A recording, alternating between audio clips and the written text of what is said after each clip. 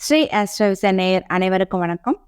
நாம இன்னைக்கு மிதுன ராசியில பிறந்தவங்களுக்கு எந்த தசை யோகத்தை தரும், எந்த தசை அவயோகத்தை தரும், எந்த தசை வரவே கூடாத தசை வாழ்க்கையில அப்படின்னு பார்க்கலாம். மிதுன ராசியில பிறந்தவங்க மிருகசீரிடம் நட்சத்திரம், திருவாதிரை நட்சத்திரம், புனர்பூசம் நட்சத்திரம் இந்த 3 நட்சத்திரத்துல பிறந்திருப்பாங்க. மிருகசீரிட நட்சத்திரம் 3, 4ஆம் பாதம் 2 பாதங்கள் இருக்கு. திருவாதிரை நட்சத்திரத்துல 4 பாதங்கள் இருக்கு. புனர்பூச நட்சத்திரத்துல 1, 2, 3 பாதங்கள் மிதுன ராசியில இருக்கு. மிருகசீரிட நட்சத்திரத்துல பிறந்தவங்களுக்கு முதல் தசை செவ்வாய் தசையாக வரும். இந்த 3ஆம் பாதம் 4ஆம் பாதம் 2 பாதம் தான் மிதுன ராசியில இருக்கு.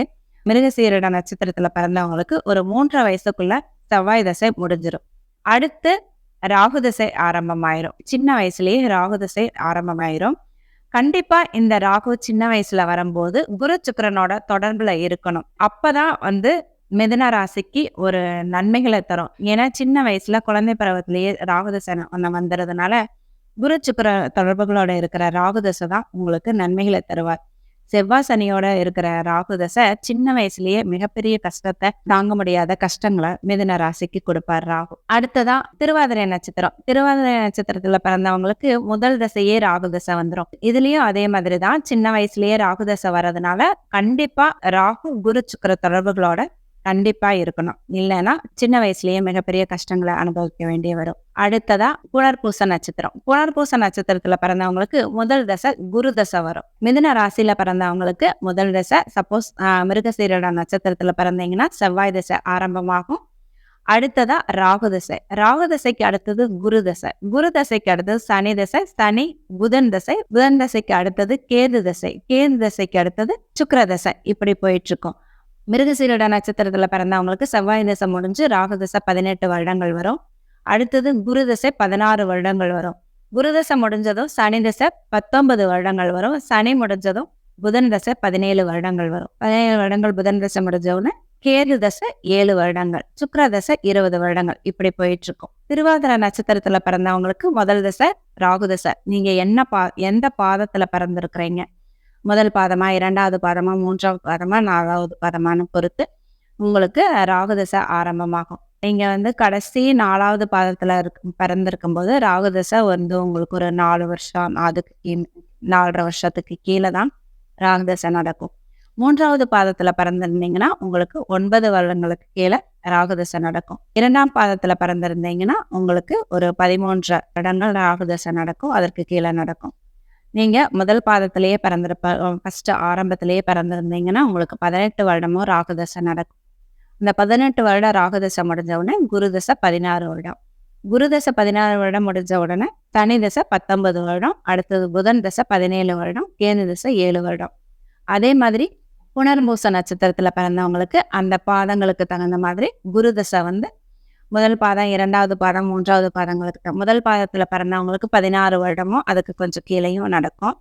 2வது பாதத்துல பிறந்தவங்களுக்கு ஒரு 4 வருடம் கம்மி பண்ணி 12 வருடத்துல இருந்து அதற்கு கீழே நடக்கும். 3வது பாதத்துல பிறந்தவங்களுக்கு 8 வருடமும் அதற்கு கீழேயும் குருதசை நடக்கும். அதுக்கப்புறம் சனி தசை, சனி தசைக்கு அடுத்தது புதன் தசை, புதன் தசை, கேது தசை, அடுத்தது சுக்கிர தசை, இப்படி போயிட்டே இருக்கும். தசாபுக்திகள் லக்னத்தை பொறுத்து தான் உங்களுக்கு செயல்படும். தசாபுக்திகள் தான் நம்மளோட வாழ்க்கை சம்பவங்களை நிர்ணயிக்கிறது. நம்மளோட ஜாதகம் எப்படி இருந்தாலும் நமக்கு என்ன தசை நடக்குதோ அந்த கிரகத்தோட ஆளுமையில தான் மற்ற எல்லா கிரகங்களும் செயல்படும். அதனால தசாபுக்திகள் தான் ரொம்ப ரொம்ப முக்கியம். தசாபுக்திகள் தான் நம்மளோட வாழ்க்கை சம்பவங்களை நிர்ணயிக்கிறது. சரியா? இப்போ மிதுன ராசியில பிறந்திருக்கீங்க. நீங்க என்ன லக்னம்னு முதல்ல தெரிஞ்சுக்கணும். அதுக்கு உங்களோட ஜாதகத்தை எடுத்து அதுல ராசி கட்டத்துல உங்களுக்கு லா அப்படின்னு போட்டிருக்கிற இடம் குறுக்க ஒரு கோடு போட்டிருக்கும். லான்னு போட்டிருக்கிற கட்டம் அதுல குறுக்க ஒரு கோடு போட்டிருக்கும். இதுதான் லக்னம். சரியா? உங்களோட லக்னம். நீங்க என்ன லக்னம்னு பார்த்துக்கோங்க. ஜாதகத்துல எழுதியும் கொடுத்துருப்பாங்க. நீங்க என்ன லக்னம்னு அதை தெரிஞ்சுக்கோங்க. முதல்ல நீங்க என்ன மிதுன ராசி என்ன லக்னம்னு தெரிஞ்சுக்கோங்க. மிதுன ராசிக்காரங்க மேச லக்னமா இருந்தா முதல்ல வர செவ்வாய் தசை உங்களுக்கு யோகமான தசையா இருக்கும். அடுத்து வர ராகு தசை கண்டிப்பா குரு சுக்கிர தொடர்புகளோட இருக்கணும். அப்போதான் சிறு வயதுல வர ராகு தசை உங்களுக்கு நன்மைகளையும், நல்ல அப்பா அம்மா, நல்ல குடும்ப சூழ்நிலை இதையெல்லாம் தரும். கண்டிப்பா ராகு தசை செவ்வாய் சனியோட சேர்ந்திருக்க கூடாது. அடுத்ததான் குரு தசை. குரு தசை மேச லக்னத்திற்கு ஒரு நல்ல யோகமான தசை. ஏன்னா 9ஆம் அதிதசை பாக்கியங்களை அள்ளி கொடுக்கிற தசை.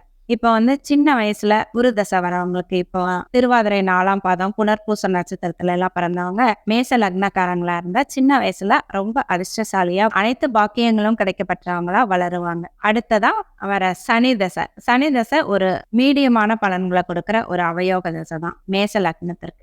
புதன் தசையும் ஒரு மிதமான தசை தான், நடுத்தரமான பலன்களை கொடுக்கிற ஒரு தசை தான். மேச லக்னத்திற்கு புதன் தசை வரவே கூடாத ஒரு தசை. புதன் தசை மேச லக்னத்திற்கு அவயோக தசை, ஏன்னா 6ஆம் அதிபதியா புதன் வருவாரு. அடுத்ததா மிதுன ராசி ரிஷப லக்னத்திற்கு முதல்ல வர செவ்வாய் தசை அவயோக தசை தான். இத கிரகங்கள்ல 2 அணி இருக்காங்க, ஒன்று சுக்கிர அணி, இன்னொன்று குரு அணி. இப்ப குரு அணி லக்னத்துல சூரியன், சந்திரன், செவ்வாய், குரு, கேது இந்த 5 கிரகங்களும் வரும்.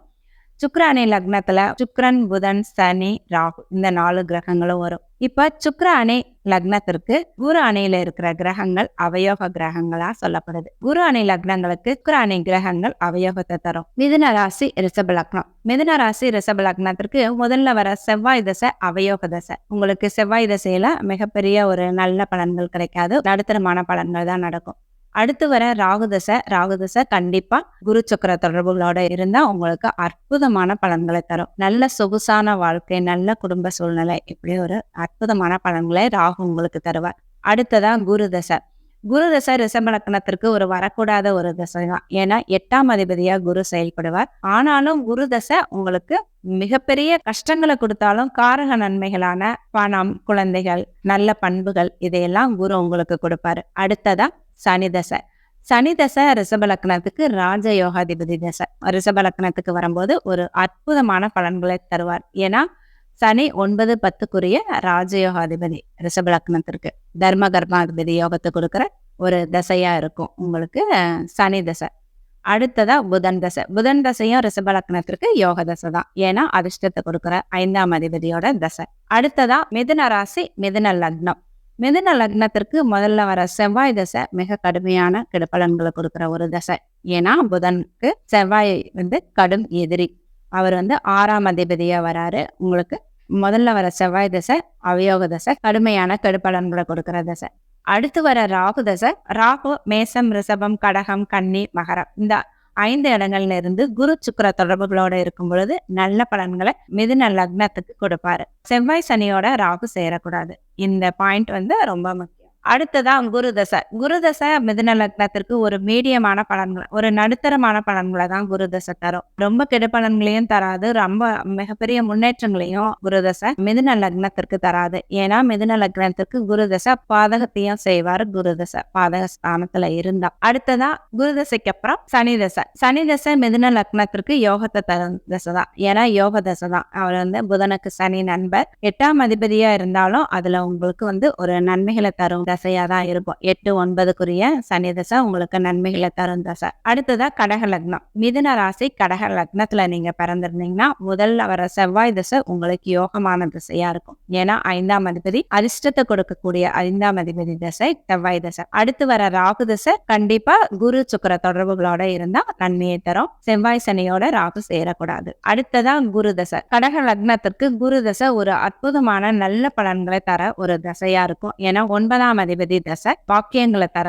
ஒரு தசை. அடுத்ததா வர சனி தசை. சனி தசை கடக லக்னத்துக்கு வரவே கூடாத ஒரு தசை, ஏன்னா சனியும் சந்திரனும் கடும் எதிரிகள். ஏன்னா ஒளி லக்னங்களுக்கு இருள் கிரகங்களோட தசைகள் வரவே கூடாது, அது கெடு பலன்களை தான் தரும். சனி தசை கடக லக்னத்துக்கு வரக்கூடாத ஒரு திசை, 8ஆம் அதிபதி தசை. அடுத்ததா வர புதன் தசை. புதன் தசை ஓரளவு ஒரு ஆதிபத்திய விசேஷம் இல்லாத ஒரு தசை, அவயோக தசை தான். மிகப்பெரிய கெடு பலன்களை தரலனாலும் பெரிய முன்னேற்றங்களை தரமாட்டாரு புதன் தசை கடக லக்னத்திற்கு. அடுத்ததா சிம்ம லக்னம். சிம்ம லக்னத்துக்கு முதல்ல வர செவ்வாய் தசை யோக தசை, ஏன்னா 4, 9ஆம் அதிபதி. சிம்ம லக்னத்திற்கு செவ்வாய் தசை யோகமான தசை. அடுத்து வர ராகு தசை கண்டிப்பா குரு சுக்கிர தொடர்புகளோட இருந்து மேசம், ரிஷபம், கடகம், கன்னி, மகரம் இந்த ஏதாவது ஒரு இடத்துல இருந்ததுன்னா நல்ல பலன்கள் தரும். மற்ற இடத்துல இருந்து எந்த கிரகங்களோட தொடர்பு இல்லைனாலும் அல்லது சனி செவ்வாயோட இருந்தாலும் ராகு தசை அவ்வளவு நல்ல பலன்களை தராது சிம்ம லக்னத்திற்கு. அடுத்ததா குரு தசை. குரு தசை சிம்ம லக்னத்திற்கு லக்னத்திற்கு யோகத்தை தரும் தசை.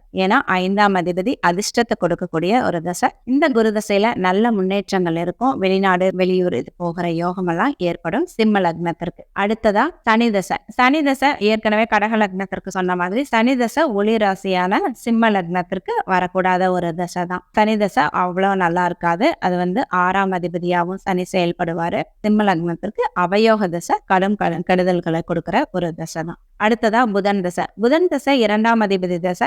புதன் நல்ல இடத்துல 2ஆம் இடத்துல உச்சமா இருக்கும் பொழுதும் அல்லது 11ஆம் இடத்துல ஆட்சியா இருந்தாலும் சிம்ம லக்னத்திற்கு உங்களுக்கு பண விஷயத்துல நல்ல லாபத்தை தருவார். ஏன்னா 2ஆம் அதிபதி இல்லையா, தனஸ்தானாதிபதி, உங்களுக்கு நல்ல பலன்களை தருவார். ஏன்னா சூரியனுக்கு மிகப்பெரிய நண்பரா நினைக்கிறவர் புதன். சிம்ம லக்னத்திற்கு புதன் கண்டிப்பா நல்ல பலன்களை தான் தருவார், கெடு பலன்களை தரமாட்டார். அடுத்ததா மிதுன ராசி கன்னி லக்னம். கன்னி லக்னத்திற்கு முதல்ல வர செவ்வாய் தசை அவயோக தசை, வரவே கூடாத தசை, 8ஆம் அதிபதி தசை. அது கெடு பலன்களை தான் தரும் சின்ன வயசுல. அடுத்து வர ராகு தசை கண்டிப்பா சுபத்தன்மையோட சுபத்துவமா இருக்கணும் ராகு, அப்பதான் நல்ல பலன்களை தருவார். அடுத்து வர குரு தசை அவயோக தசை தான் ஒரு பாதகாதிபதி தசை, மீடியமான தசை, ஒரு மிகப்பெரிய முன்னேற்றத்தை கொடுக்காத நடுத்தரமான ஒரு தசையா குரு தசை கன்னி லக்னத்துக்கு இருக்கும். அடுத்ததா வர சனி தசை. சனி தசை கன்னி லக்னத்திற்கு ஒரு யோக தசை தான். 5ஆம் அதிபதி தசை 6ஆம் அதிபதி தசையாக இருக்கும். உங்களுக்கு சனி தசை நல்லதையும் கெட்டதையும் கலந்து கொடுக்கிற ஒரு தசையா இருக்கும். 6ஆம் அதிபதி உங்களோட நண்பரா இருக்கிறதுனால உங்களுக்கு மிகப்பெரிய கெடுதலை தரமாட்டாரு. ஆனாலும் 6ஆம் ஆதிபத்தியத்தோட வேலையை அவர் செஞ்சுதான் ஆகணுங்கிறதுனால சின்ன சின்ன கெடுதல்களை அவர் செஞ்சுதான் ஆவார். அடுத்ததா புதன். புதன் தசை உங்களுக்கு லக்னாதிபதி தசை.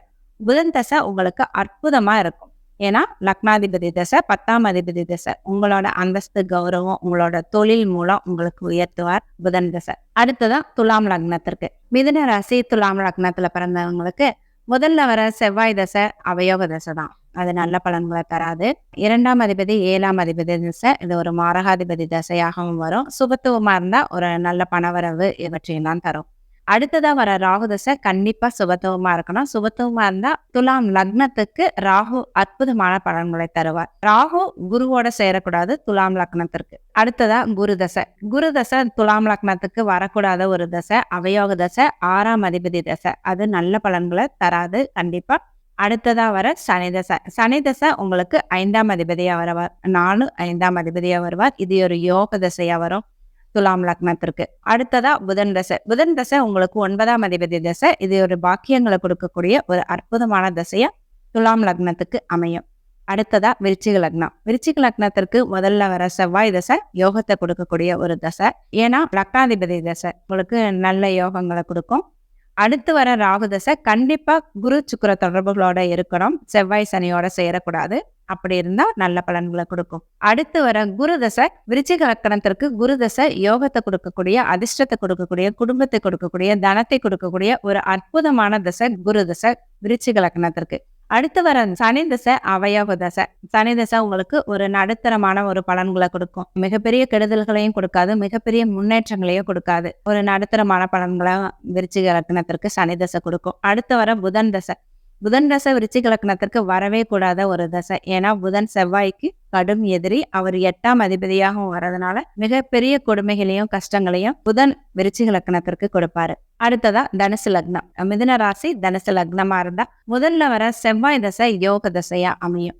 ஏன்னா 5ஆம் அதிபதி தசை அதிர்ஷ்ட தசையா உங்களுக்கு அமையும். அடுத்து வர ராகு தசை கண்டிப்பா மேசம், ரிஷபம், கடகம், கன்னி, மகரம் இந்த ஒரு இடத்துல அமர்ந்து குரு சுக்கிர தொடர்புகளோட இருக்கணும். சுக்கிரனோட தொடர்பு இந்த இடத்துல வராம இருக்கிறது நல்லது. ஏன்னா சுக்கிரன் 6ஆம் அதிபதி தனுசு லக்னத்திற்கு. குருவோட தொடர்பு மட்டும் இருக்கிற ராகு நல்ல பலன்களை குருவை போலவே தருவார். 18 வருடம் இந்த ராகு தசையும் அடுத்து வர 16 வருடம் குரு தசையும் லக்னாதிபதி தசை மாதிரியே குருவோட தொடர்பை பெற்ற ராகு உங்களுக்கு தருவார். அடுத்து வர குரு தசை லக்னாதிபதி தசை உங்களுக்கு நல்ல யோக தசை, அற்புதமான அந்தஸ்து கௌரவத்தை கொடுக்கிற தசை, நல்ல பலன்களை கொடுக்கிற தசை யோக தசை உங்களுக்கு குரு தசை தனுசு லக்னத்திற்கு. அடுத்து வர சனி தசை ஒரு நடுத்தர பலன்களை கொடுக்கிற தசை. அவயோக தசை தான் ஒரு நடுத்தரமான பலன்களை கொடுக்கும். பெரிய முன்னேற்றங்களை கொடுக்காது, பெரிய கஷ்டங்களையும் கொடுக்காது. ஒரு நடுத்தரமான பலன்களை சனி உங்களுக்கு கொடுப்பார். அடுத்து புதன் தசை. புதன் தசை ஒரு பாதகாதிபதி தசையா தான் வரும் தனுசு லக்னத்திற்கு. ஆனாலும் மிதுன ராசியில பிறந்ததுனால உங்களோட ராசி அதிபதி திசை ரொம்ப அதிகமா கெடுக்க மாட்டாரு. ஒரு நடுத்தரமான திசையா உங்களுக்கு தனுசு லக்னத்திற்கு புதன் திசை இருக்கும். அடுத்ததா மகர லக்னம். மகர லக்னத்துக்கு செவ்வாய் திசை, முதல்ல வர செவ்வாய் திசை யோக திசை இல்ல, அவயோக திசை. அடுத்து வர ராகு தசை கண்டிப்பா குரு சுக்கிர தொடர்புகளோட இருக்கணும். சனி செவ்வாய் தொடர்புகளை ராகு பெறக்கூடாது. பாவத்துவமா இருந்த கடுமையான கெடுப்பலன்களை எல்லா லக்னத்திற்குமே கொடுப்பார் ராகு. அடுத்ததா வர குரு தசையும் ஒரு அவயோக தசை தான். மிகப்பெரிய முன்னேற்றங்களையும் கொடுக்க மாட்டார் குரு, மிகப்பெரிய கஷ்டங்களையும் கொடுக்க மாட்டார் குரு. ஒரு நடுத்தரமான பலன்களை அப்படியே வாழ்க்கையை கொண்டு செல்லும் குரு தசை. அடுத்து வர சனி தசை ஒரு அற்புதமான தசை, உங்களுக்கு யோக தசை. ஏன்னா சனி உங்களோட லக்னாதிபதி, 2ஆம் அதிபதியாகவும் வருவார். தனம் வாக்கு குடும்பத்தை கொடுக்கக்கூடிய 2ஆம் அதிபதியும் வருவார். இந்த சனி மட்டும் இந்த இடத்துல குரு சுக்கிர தொடர்புகளோட சுபத்துவமா இருந்தா அந்த தசை 19 வருடங்களும் நீங்க ராஜ வாழ்க்கை வாழலாம். அந்த அளவுக்கு யோகங்களை கொடுப்பார் சனி உங்களுக்கு. அடுத்ததா வர புதன் தசையும் உங்களுக்கு 9ஆம் அதிபதி தசை. 6ஆம் அதிபதியாவும் புதன் வரார். 6ஆம் அதிபதியா நண்பர் வரும்போது அவர் மிகப்பெரிய கஷ்டங்களை கொடுக்க மாட்டார். மகர லக்னத்திற்கு வாக்கியங்களை கொடுக்கும் 9ஆம் அதிபதியா தான் அவர் 80% செயல்படுவார். அடுத்ததா கும்ப லக்னம். கும்ப லக்னத்திற்கு முதல்ல வர செவ்வாய் தசை யோக தசை இல்ல, அவயோக தசை தான். அடுத்து வர ராகு தசை கும்ப லக்னத்திற்கு சுப தொடர்புகளோட இருக்கும்போது ராகு நன்மைகளை செய்வார். சனி செவ்வாயோட பார்வையோ இணைவையோ பெற்றிருக்கிற ராகு கண்டிப்பா நன்மைகளை தரமாட்டார், கெடுபலன்களை தான் தருவார். ராகு தசைக்கு அடுத்து வர குரு தசை கும்ப லக்னத்துக்கு அவயோக தசை தான், ஆனாலும் ஆதிபத்திய விசேஷம் உள்ள ஒரு தசை. குரு ஒரு நல்ல இடத்துல இருக்கும் பொழுது கும்ப லக்னத்திற்கு உங்களுக்கு நல்ல தனத்தையும் லாபத்தையும் தொழில உங்களுக்கு தருவார் கும்ப லக்னத்திற்கு. அடுத்ததா சனி தசை. சனி தசை உங்களோட லக்னாதிபதி தசை. சனி சுபத்துவமா இருந்த தசை நடத்தும் போது கும்ப லக்னத்துக்கு ஒரு அருமையான நற்பலன்களை கொடுப்பார் சனி, யோக தசை சனி தசை. அடுத்ததா புதன் தசை. புதன் தசை உங்களுக்கு 5ஆம் அதிபதி தசை, அதிர்ஷ்டத்தை கொடுக்கிற ஒரு தசை. புதன் தசை உங்களுக்கு அற்புதமான பலன்களை கொடுக்கிற ஒரு யோகமான தசையா இருக்கும். அடுத்ததா மீன லக்னம். மீன லக்னத்துக்கு முதல்ல வர செவ்வாய் தசை யோகமான தசையா இருக்கும். ஏன்னா உங்களுக்கு பாக்கியாதிபதி தசை செவ்வாய் தசை உங்களுக்கு பாக்கியங்களை கொடுக்க ஒரு அற்புதமான தசையா அமையும். அடுத்து வர ராகு தசை உங்களுக்கு குரு சுக்கிர தொடர்புகளோட, இந்த இடத்துல சுக்கிரனோட தொடர்பை ராகு பெற்றிருக்காம இருக்கிறது நல்லது. ஏன்னா சுக்கிரன் 8ஆம் அதிபதி மீன லக்னத்திற்கு. குருவோட தொடர்பை மட்டும் ராகு பெற்றிருந்தா உங்களுக்கு லக்னாதிபதி வாரியே குரு செயல்பட்டு உங்களுக்கு அற்புதமான பலன்களை தருவார். அடுத்து வர குரு தசையும் லக்னாதிபதி தசைங்கிறதுனால இந்த ராகு தசை 18 வருஷமும் குரு தசை 16 வருஷமும் குருவோட தொடர்புல இருந்தா ராகு குருவை போலவே செயல்பட்டு இந்த 18 + 16 இந்த 34 வருஷமும் உங்களுக்கு லக்னாதிபதி தசை மாதிரியே உங்களுக்கு அற்புதமான பலன்கள் நடக்கும். அடுத்ததா சனி தசை. சனி தசை மீன லக்னத்திற்கு ஒரு அவயோக தசை தான், ஒரு நடுத்தரமான பலன்களை கொடுக்கிற ஒரு தசை. ஏன்னா லாபாதிபதியாகவும் வருவாரு, விரையாதிபதியாகவும் வருவாரு. அதனால லாபத்தையும் கொடுப்பாரு, விரயத்தையும் கொடுப்பாரு. இது ஒரு அவயோக தசை தான், ஒரு நடுத்தரமான பலன்கள் தான் சனி தசையில மீன லக்னக்காரங்களுக்கு நடக்கும். அடுத்ததா புதன் தசை. புதன் தசை மிகப்பெரிய நல்ல பலன்களை கொடுக்கும்னு சொல்ல முடியாது. ஏன்னா பாதகாதிபதி தசை புதன் தசை மீன லக்னத்திற்கு ஒரு நடுத்தரமான பலன்களை கொடுக்கக்கூடிய தசையா தான் இருக்கும். ஆனாலும் மிதுன ராசியில நீங்க பிறந்திருக்கிறதுனால ராசி அதிபதியோட தசை மிகப்பெரிய கெடுதல்களை பண்ணாது, ஓரளவுக்கு உங்களுக்கு சாதகமான பலன்களை தான் கொடுக்கும் புதன் தசை. நீங்க மிதுன ராசிக்காரங்களுக்கு இப்போ மிதுன ராசியில பிறந்தவங்களுக்கு எந்தெந்த தசை எந்தெந்த வயதுல நடக்கும்னு நீங்க இப்ப தெரிஞ்சிருப்பீங்க. உங்களோட லக்னத்துக்கு ஏற்றா போல உங்களுக்கு என்னென்ன தசை யோக தசை, என்னென்ன தசை அவயோக தசைன்னு உங்களுக்கு ஓரளவுக்கு தெரிய வந்திருக்கும். நீங்க இதுவரை ஸ்ரீ அஸ்ட்ரோவிஷன் சேனலை சப்ஸ்கிரைப் பண்ணலைன்னா சப்ஸ்கிரைப் பண்ணிக்கோங்க, பெல் பட்டனையும் அழுத்திக்கோங்க, லைக் பண்ணுங்க, கமெண்ட் பண்ணுங்க, ஷேர் பண்ணுங்க. நன்றி. வாழ்க வளமுடன்.